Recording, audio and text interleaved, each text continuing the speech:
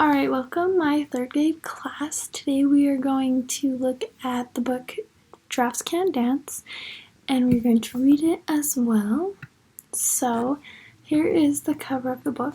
It's by Giles Andrea and Guy Parker Reese. So this is where I would have students talk about what they think the book is going to be about and what they think is going to happen. So in the book we're going to come across three different types of dance: the cha-cha, the tango, and the waltz. So I have 3 videos to show the class to go over the different types of dance. So here is the waltz.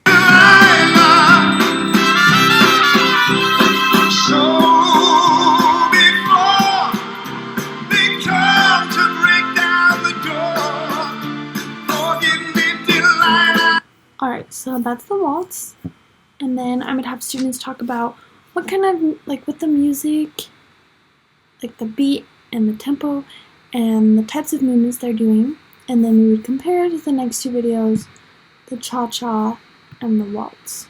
The tango.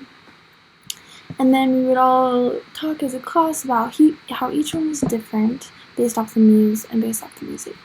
So then I have an animation video for Giraffes Can't Dance, and watch that. Gerald! And as we watch this, we will pause it at certain points, and the students will have shakers, xylophones, drums, and also triangles. And at certain points, I will have them play these certain instruments, and we will also incorporate dance as well.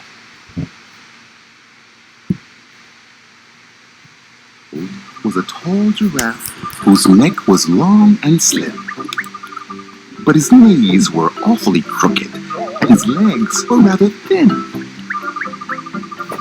He was very good at standing still and munching shoots off trees. But when he tried to run around, he buckled at the knees. Alright, so students, go ahead and run around your desks, and also those who have shakers, you're going to play your instruments and reflect running.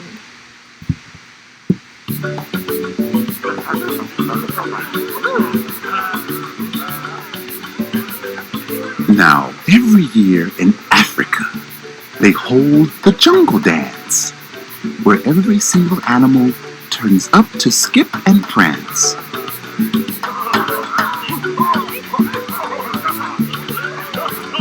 Alright, now students, go ahead and play your instruments and dance. Show me your best dance moves. And this year, when the day arrived, poor Gerald felt so sad. Because when it came to dancing, he was really very bad. The warthogs started waltzing.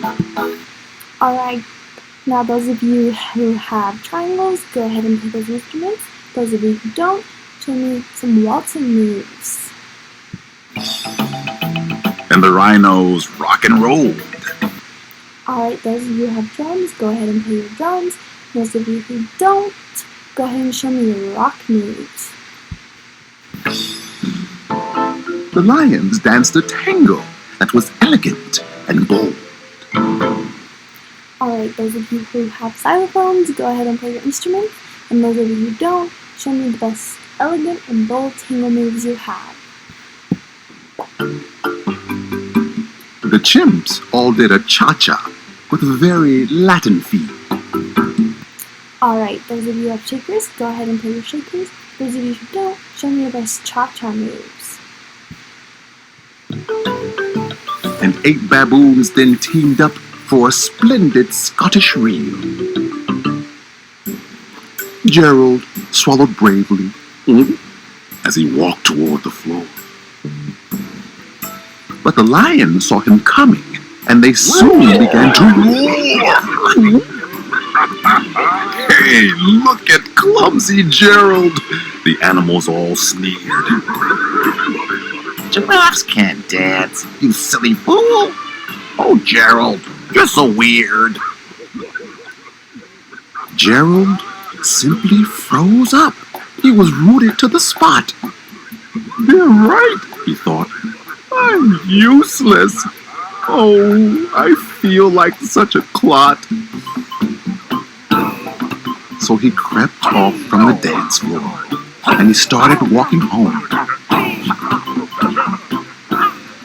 He'd never felt so sad before, so sad and so alone.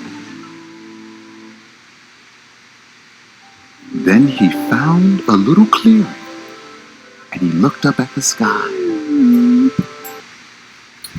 Alright, so now with your instruments and moving, you're going to show me how Gerald is feeling. Is he feeling happy and energetic, or is he feeling sad? The moon can be so beautiful, he whispered with a sigh.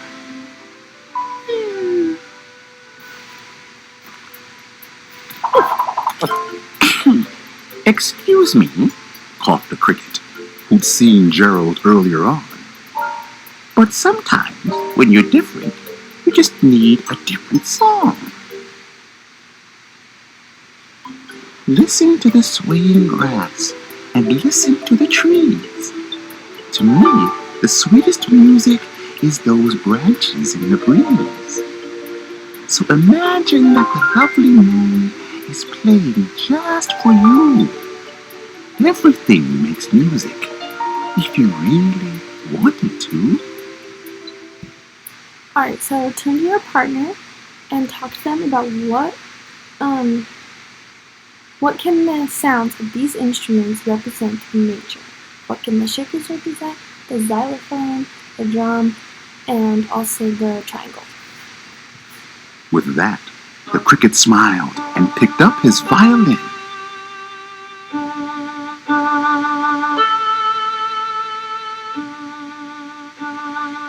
Then Gerald felt his body do the most amazing thing.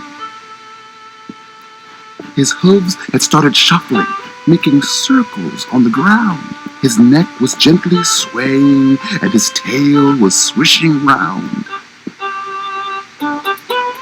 He threw his legs out sideways and he swung them everywhere. Then he did a backward somersault and leapt up in the air. Gerald felt so wonderful, his mouth was open wide. I am dancing? Yes, I'm dancing. I am dancing, Gerald cried. Then, one by one, each animal who'd been there at the dance arrived while Gerald boogied on and watched him, quite entranced. They shouted, "It's a miracle! We must be in a dream! Gerald's the best dancer that we've ever seen!" Alright, so now with your instruments and also dancing, show me how Gerald is feeling now. Is he feeling sad or is he feeling happy? How did you learn to dance like that? Please, Gerald, tell us how.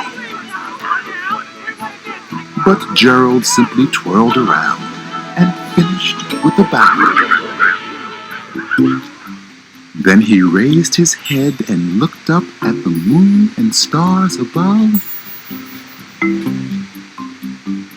We all can dance, he said, when we find music that we love. Alright, so now we will discuss the book, favorite parts, and what they noticed. This part is especially pertinent. We all can dance, he said, when we find music that we love.